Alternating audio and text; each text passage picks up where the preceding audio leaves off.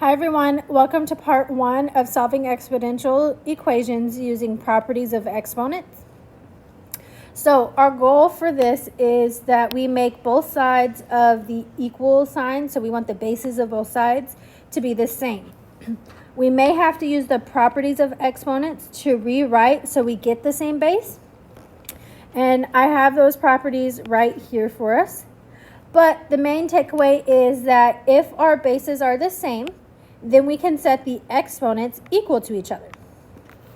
So looking at example number 1, we notice that we both have a base of 4, which is what we want. So our bases are the same. That allows us to take the exponents and set them equal to each other to solve. So I can take 2x equal to a negative 2x minus 1. And now I have a multi-step linear equation to solve for. So I'm going to start by adding 2x to both sides. When I do that, negative 2x plus 2x cancels out. And I have 2x plus 2x, which is 4x, equals, I drop down my negative 1. I divide both sides by 4, and I get x equals a negative 1/4. Now, we can check our work to make sure that this solution works, and that's when we go to our calculator. We're going to go to our calculator and type in our original expression, but instead of x, we are going to replace it with the answer that we just got. So, what that looks like, I go to my calculator. I'm going to start with a new calculator screen. I'm going to type in 4 to the exponent of 2 times that negative 1/4 we just got. Okay, then I'm going to set it equal to 4 to the exponent of negative 2 times a negative 1/4 minus 1. I press enter. See how it tells me it's true? That means my solution works. Okay, that means my solution works, and therefore that our answer is correct. So that is our answer right there. Moving on to example 2. From here on out, I'm going to leave the checking of the work up to you. So make sure that you can use the calculator to check your work. So example number 2, we check to see our bases are the same, perfect. So that means I can set my two exponents equal to each other and solve. So I get 18 plus 3x is equal to x squared. Well, I see that I have an x squared, which means I have a quadratic function, and I want everything on the same side so I can factor.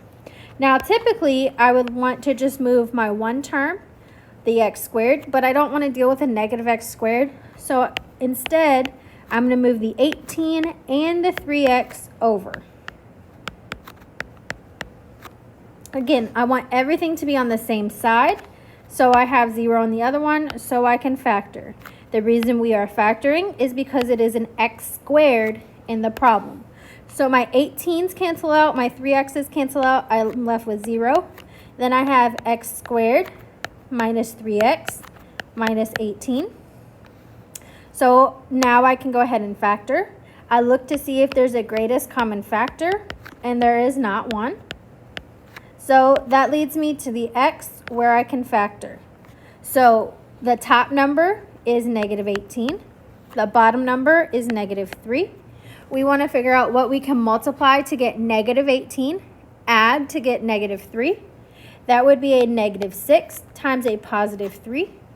Because there's not a number in front of my x squared, I can go ahead and factor x minus 6 and x plus 3. So now I have that set equal to 0. In order to solve, I can set each individual factor equal to 0. And I add 6 to both sides to get my first answer of x equals 6. I subtract 3 from both sides to get my second answer of x equals negative 3. Now again, when you're doing these, I suggest that you use the calculator to check. So the first time you do this, you will check by plugging in 6. Then you will check by plugging in -3 a second time. So just to make sure you understand, I will show you one more time how to use the calculator for one like this. So we're going to do E. On your calculator, you might have to hit Control LN to get the E button. So I have E to the 18 plus 3 times 6 equals E to the 6 squared. I get a true statement. Then I'm going to repeat that process with -3. So E to the 18th plus 3 times -3. We want to see if it's equal,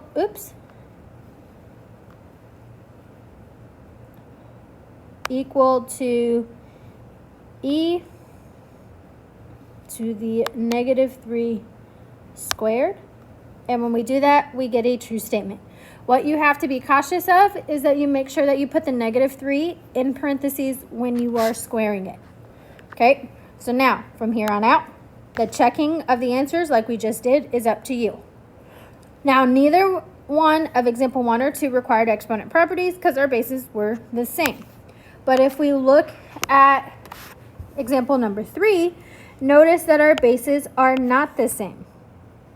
But 9 can be rewritten as 3 squared, which would give me the same base. So look how we write it out. We have 3 to the 4x minus 5 power is equal to, instead of 9, we're going to say 9 is 3 squared. And that is being raised to the 3x plus 1 power.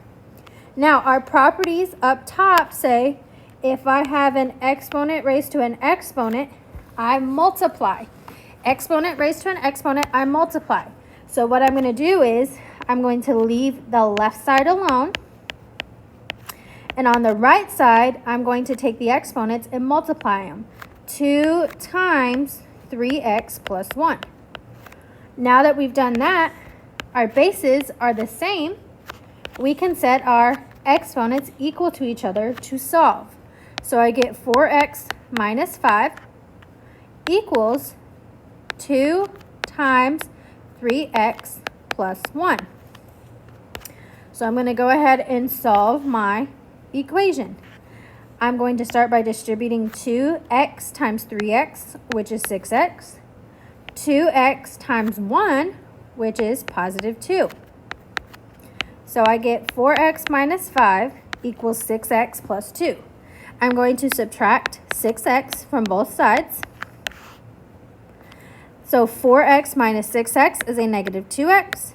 I drop down my 5. Over here, the 6x minus 6x cancel out. I'm left with 2. I add 5 to both sides. I see that 5 minus 5 cancel out. I'm left with a negative 2x equals 2 plus 5, which is 7. I divide both sides by a negative 2.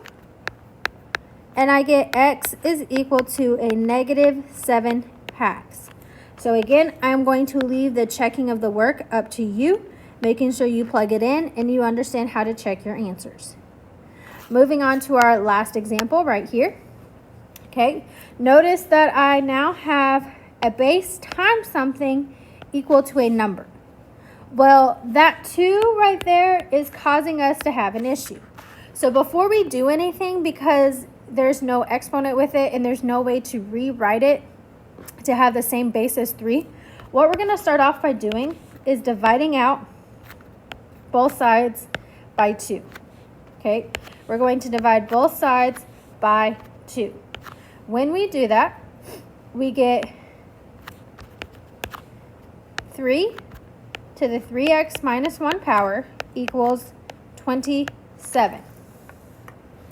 So now I think about it, my bases do not look the same right now. This is a 3, this is a 27. Well, did you know that 3 to the 3rd power is equal to 27? So I can rewrite this as 3 to the 3x minus 1 equal to 3 to the third power. Now my bases are the same. I can set my exponents equal to each other, and I get 3x minus 1 equals 3. I add 1 to both sides. I get 3x equals 4 because 1 minus 1 cancel out. Then I divide both sides by 3, and I get x equals 4/3 power. And so again, I'm going to leave the checking of the work up to you. So if you have any questions over any of the examples we've done so far, please make sure you make a note of it and you ask me in class tomorrow. And I will see you in the next video where we add a little more to solving equations.